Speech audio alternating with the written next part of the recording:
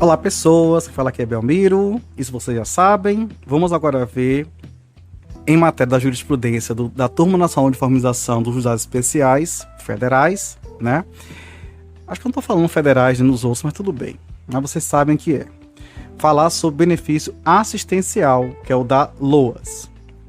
Então a questão submetida no tema 173 foi a seguinte: saber se a deficiência decorrente de incapacidade temporária, mesmo quando o prognóstico de recuperação seja inferior ao prazo de 2 anos, pode ou não ser considerada como impedimento de longo prazo para a concessão do benefício de prestação continuada.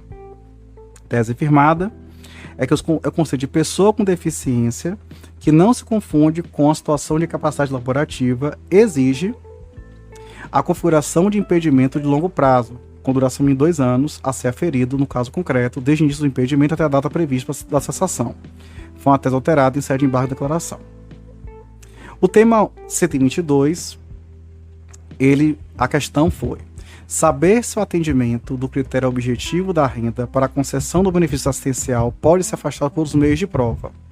E a tese firmada foi que o critério objetivo consubstanciado na exigência da renda familiar per capita inferior a 1/4 do salário mínimo já é a produção relativa de miserabilidade, que pode, portanto, se afastar pelos meios de prova. Coerente, já porque a gente viu, inclusive, que para conceder até o benefício por incapacidade, a CTPS ela foi até relativizada. Vamos lá. Tema 73, tese firmada. Mas a questão foi saber qual a composição do grupo familiar, boa, né, para a concessão do benefício assistencial no período anterior à Lei 12.453 de 2011. E a tese firmada foi que o grupo familiar deve ser definido a partir da interpretação restrita do artigo 16 da lei e do artigo 20 da Lei 8742. No caso da lei que eu falei antes, é a Lei 8.213. E então, o negócio de família socioafetiva, né, aqui não entra não, viu? Pois é. Tema 70, pergunta: saber se é necessário analisar condições socioculturais do portador de HIV assintomático para fim de condição de benefício assistencial. A tese firmada: na concessão de benefício de prestação continuada, o portador do vírus HIV assintomático deve ser observadas, além da incapacidade de prover subsistência, condições socioculturais estigmatizantes da doença. Excelente, boa decisão, porque fala o quê? A pessoa, assim, todo mundo sabe, mas a pessoa não consegue emprego porque todo mundo sabe que é portador e aí não dão emprego para ele. Excelente, parabéns.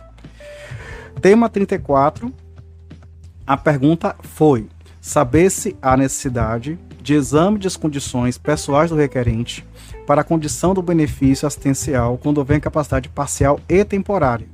Na tese firmada, para a concessão do benefício previsto no artigo 203, inciso 5 da Constituição Federal, nos casos de incapacidade parcial e temporária, deve-se examinar as condições pessoais do requerente. Portanto, nem que sim, nem que não, tem que examinar no caso concreto. Tema 10, a questão é saber se há necessidade de renovação do requerimento administrativo para a concessão do benefício assistencial.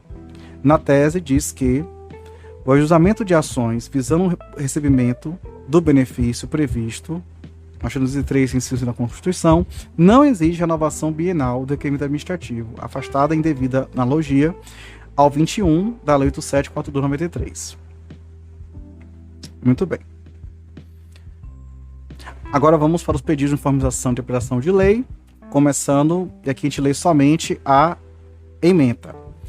Tese firmada ligada a cadastro único diz o seguinte: para a concessão, manutenção e revisão do benefício de prestação continuada, assistência social, é indispensável regular a inscrição no cadastro único. Gente, inclusive a lei sobre isso é bem precisa. Vejam aí os nossos episódios sobre lei seca, sobre a LOAS. Vamos lá. Outra tese firmada em pedido de uniformização foi a seguinte: na análise de benefício de prestação continuada, a pessoa com deficiência, caso a perícia médica judicial seja conclusiva e suficiente para afastar o impedimento clínico de longo prazo, observado com o probatório de forma dosal, não é obrigatória de avaliação social. Se a perícia superpõe, né? Eu discordo um pouquinho, porque até se contradiz com o negócio do HIV, né? Mas o HIV é mais estigmatizante, enfim. Outra tese foi: o caráter personalíssimo do benefício essencial não afasta o direito do sucessor de receber eventuais parcelas devidas ao autor que falece no curso da ação. Parabéns, lógico que sim, né?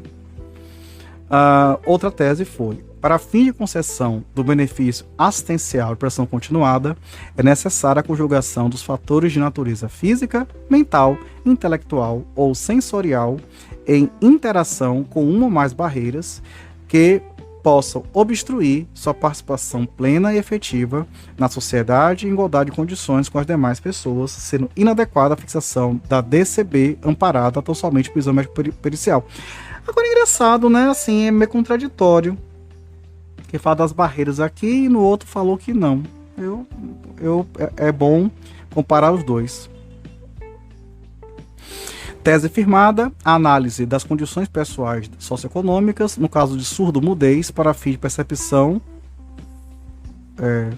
Apenas fala tese firmada, análise das condições, então deve ser analisada, né, as condições, né, enfim, aplicação da súmula 80 do TNU. Outra tese foi: o benefício assistencial pode ser indeferido se ficar demonstrado que os devedores legais podem prestar alimentos civis. Ih, tá vendo aqui? Se o pessoal quiser. Essa tese aqui é boa. Deixa eu ler ela para vocês primeiro. O benefício assistencial pode ser indeferido se ficar demonstrado que os devedores legais podem prestar alimentos civis sem prejuízo da sua manutenção. Ou seja, nada de querer pegar benefício do governo se as pessoas podem suprir isto. Pois é. Tese firmada: os beneficiários que recebem cota de pensão, ou seja, virtuais titulares desse direito, que não seja capaz de os excluir da situação de imprestabilidade, pode exercer o direito de opção pelo benefício assistencial. Opção, viu? Não é acúmulo. Sei que isso fira a lei.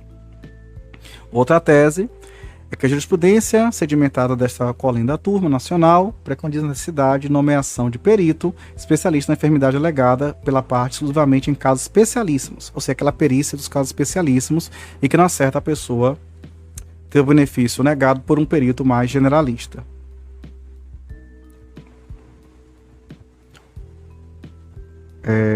Outra tese foi: embora se possa sustentar que a exclusão da renda do idoso do conjunto de rendimentos da entidade familiar previsto no artigo 34, parágrafo único da Lei 10.741, abrange igualmente aposentadorias e prestações assistenciais, não se concebe que tal ocorra quando seu valor supere o montante de um salário mínimo. Como é que é? Aqui eles botam um salário mínimo como parâmetro se receber menos que devido ao benefício. Entendi. Acho que sim. Tese firmada: em se tratando de portadores de visão monocular, deve ser investigado no caso concreto as condições pessoais. É uma tese que complementa uma anterior, porque na anterior fala que não tem que ser cegueira biocular, no caso, né? É isso que é assim que se fala.